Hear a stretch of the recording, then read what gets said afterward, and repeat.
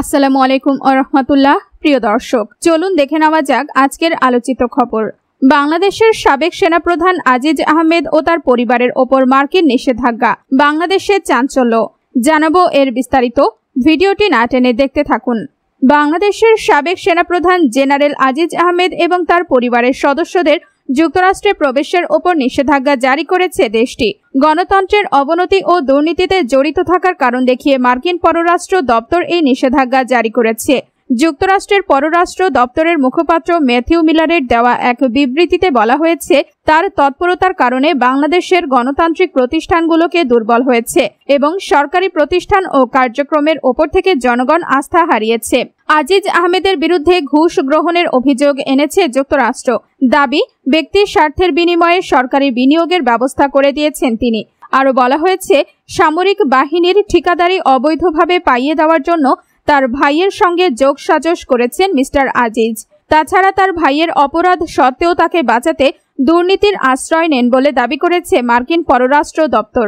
বিবৃতিতে জানানো হয়েছে, বাংলাদেশের সাবেক সেনাবাহিনী প্রধানকে foreign operation and related programs appropriations অ্যাক্টের ৭০৩১ ধারার আওতায় অন্তর্ভুক্ত করার ঘোষণা দিয়েছে পররাষ্ট্র দপ্তর।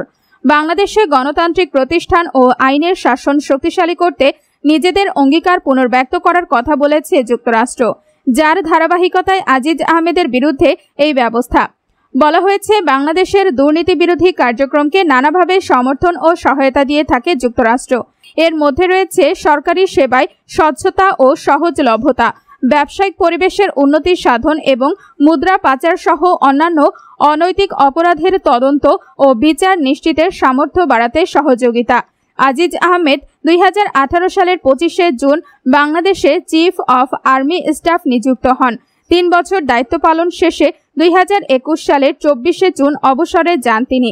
এর আগে তিনি বাংলাদেশের সীমান্তরক্ষী বাহিনী বর্ডার গার্ড বাংলাদেশের মহাপরিচালকের দায়িত্বে ছিলেন। মিস্টার আহমেদরা ৫ ভাই।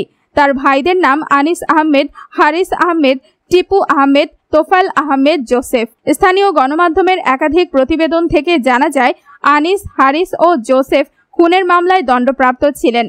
আনিস ও হারিস ছিলেন যাবজ্জীবন সাজাপ্রাপ্ত, জোসেফকে দেয়া হয়েছিল মৃত্যুদণ্ড। আজিজ আহমেদ সেনাপ্রধান হওয়ার ১ মাস আগে ২০১৮ সালের ২৭ মে তোফায়েল আহমেদ জোসেফের সাজা মওকুফ করা হয়। মিস্টার আজিজ সেনাপ্রধান থাকা অবস্থায় ২০১৯ সালের ২৮ মার্চ আনিস ও হারিসের সাজা মওকুফের প্রজ্ঞাপন জারি করে স্বরাষ্ট্র মন্ত্রণালয়। যদিও সে ব্যাপারে গণমাধ্যম ছিল অন্ধকারে। বাংলাদেশের স্বরাষ্ট্রমন্ত্রী আসাদুজ্জামান খান তখন বলেন যে, নিয়ম মেনেই সেনাবাহিনী প্রধান জেনারেল আজিজ আহমেদের ২ ভাই আনিস আহমেদ ও হারিস আহমেদের সাজা মওকুফ করা হয়েছে।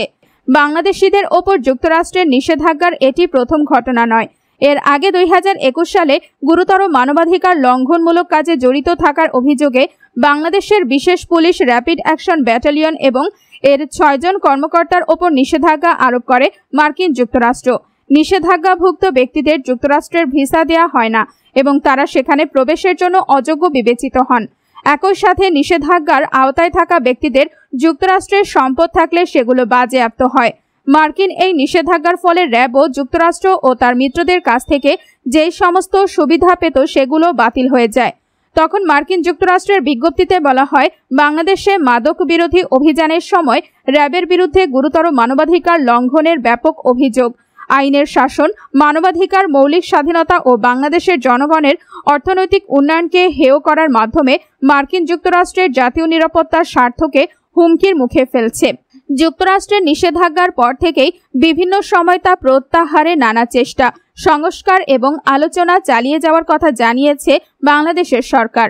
সেই সময় নিষেধাজ্ঞা পাওয়া ৬ জন র্যাব কর্মকর্তা ছিলেন চৌধুরী আব্দুল্লাহ আল মামুন, র্যাবের তৎকালীন মহাপরিচালক; বেনজির আহমেদ, সাবেক র্যাব মহাপরিচালক, জানুয়ারি ২০১৫ থেকে এপ্রিল ২০২০; খান মোহাম্মদ আজাদ, তৎকালীন অতিরিক্ত মহাপরিচালক অপারেশনস; তোফায়েল মুস্তফা সরওয়ার, সাবেক অতিরিক্ত মহাপরিচালক operations, June ২০১৯; March ২০২১; Mohammad Jahangir Alam, সাবেক অতিরিক্ত মহাপরিচালক অপারেশনস, সেপ্টেম্বর ২০১৮ থেকে জুন ২০১৯; এবং মোহাম্মদ আনোয়ার লতিফ খান, সাবেক অতিরিক্ত মহাপরিচালক অপারেশনস, এপ্রিল 2016 থেকে সেপ্টেম্বর 2018। সে সময় মার্কিন যুক্তরাষ্ট্রের বিজ্ঞপ্তিতে বলা হয়েছিল যে বাংলাদেশের বেসরকারি সংগঠনগুলো অভিযোগ করেছে যে র্যাব এবং অন্যান্য আইন প্রয়োগকারী সংস্থা 2009 সাল থেকে 2021 সাল পর্যন্ত প্রায় 600টির মতো বিচার বহির্ভূত হত্যাকাণ্ড, 600-র বেশি মানুষের অদৃশ্য হয়ে যাওয়া এবং নির্যাতনের জন্য দায়ী।